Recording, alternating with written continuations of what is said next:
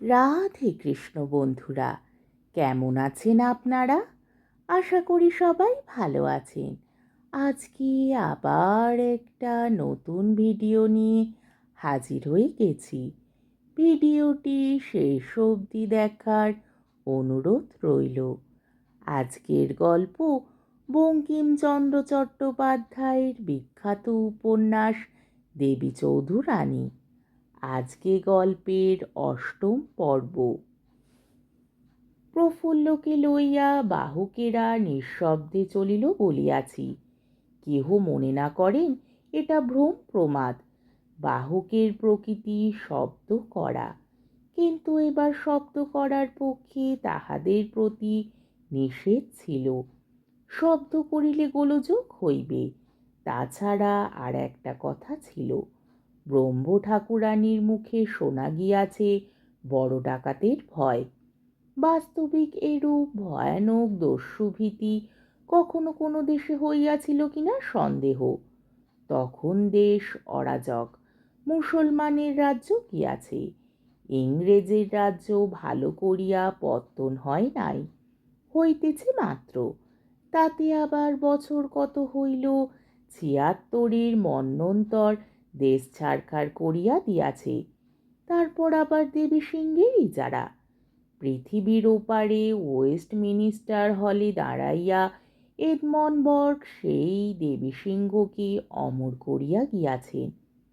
পর্বতোদ্গীর্ণ অগ্নিশিখাবৎ জ্বালাময় বাক্যস্রোতে বর্গ দেবী সিংকে দুর্বিষহ অত্যাচার অনন্তকাল সমীপে পাঠাইয়াছেন।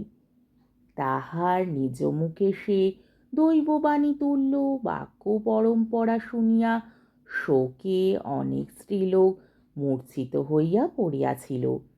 আজিও ১০০ বৎসর পরে সেই বক্তৃতা পড়িতে গেলে শরীর রোমাঞ্চিত এবং হৃদয় উন্মত্ত হয়।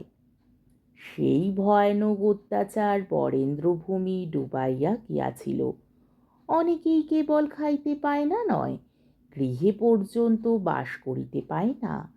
যাহাদের খাইবার নাই তাহারা পরের কাড়িয়া খায়। কাজেই এখন গ্রামে গ্রামে দলে দলে চোর ডাকাত কাহার সাধ্য শাসন করে। গুটলাট সাহেব রঙ্গপুরের প্রথম কালেক্টর, ফৌজদারি তাহারই জিম্মা। তিনি দলে দলে সিপাহী ডাকাত ধরিতে পাঠাইতে লাগিলেন। সিপাহীরা কিছুই করিতে পারিল না। অতএব দুর্লভের ভয় তিনি ডাকাতি করিয়া প্রফুল্লকে লইয়া যাইতেছেন, আবার তার উপর ডাকাতি না ডাকাতি করে। পালকি দেখিয়া ডাকাতের আসা সম্ভব। সেই ভয় বেয়ারারা নিঃশব্দ। গোলমাল হইবে বলিয়া সঙ্গে আর অপর লোকজন নাই, কেবল দুর্লভ নিজে আর ফুলমণি। এই রূপে তাহারা ভয় ভয় চারিক্রোশ ছাড়াইল। তারপর বড় ভারী জঙ্গল আরম্ভ হইল। বেয়ারারা সভয় দেখিল ২ জন মানুষ সম্মুখে আসিতেছে। রাত্রিকাল, কেবল নক্ষত্রলোকে পথ দেখা যাইতেছে, সুতরাং তাহাদের অবয়ব অস্পষ্ট দেখা যাইতেছিল। বেয়ারারা দেখিল যেন কালান্তক জমের মতো ২ মূর্তি আসিতেছে। একজন বেহারা অপর দিগকে বলিল, মানুষ দুটোকে সন্দেহ হয়। অপর আর একজন বলিল, রাত্রে যখন বেড়াচ্ছে তখন কি আর ভালো মানুষ? তৃতীয় বাহক বলিল, মানুষ দুটো ভারী জোয়ান। চতুর্থ কহিল, হাতে লাঠি দেখছি না। প্রথম বলিল, চক্রবর্তী মশাই কি বলেন?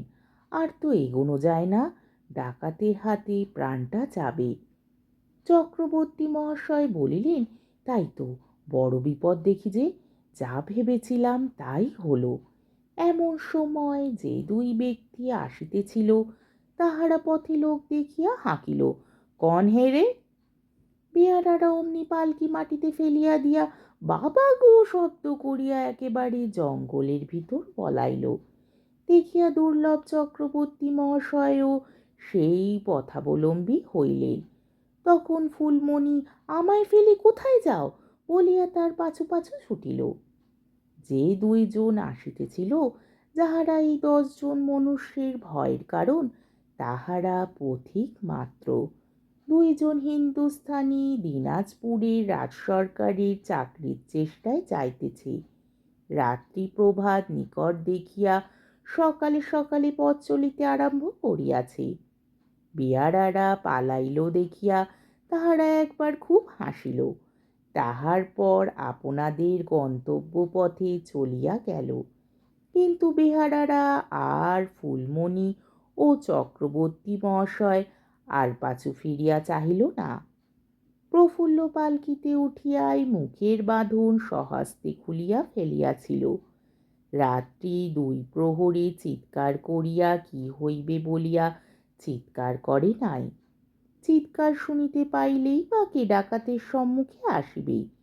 প্রথমে ভয়ে প্রফুল্ল কিছু আত্মবিস্মৃত হইয়াছিল, কিন্তু এখন প্রফুল্ল স্পষ্ট বুঝিল যে সাহস না করিলে মুক্তির কোনো উপায় নাই।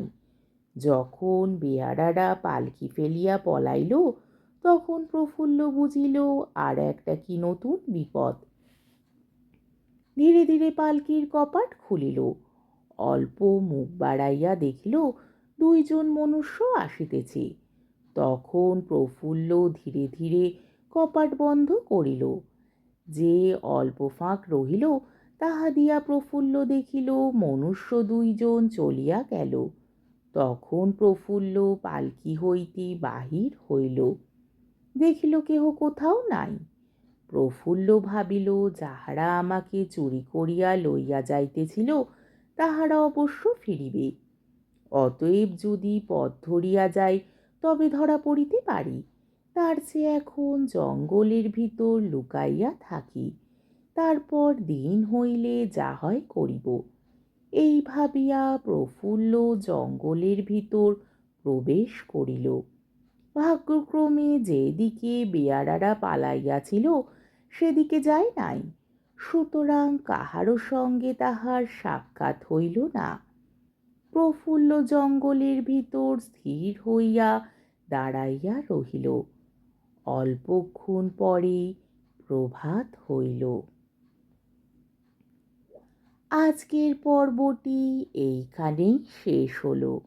আমার ভিডিওটি যদি আপনাদের ভালো লেগে থাকে তাহলে আমাকে কমেন্টের মাধ্যমে আপনাদের মূল্যবান মতামত অবশ্যই জানাবেন এবং আমার ভিডিওটিকে লাইক ও শেয়ার করার ও আমার চ্যানেলটিকে সাবস্ক্রাইব করারও অনুরোধ রইল।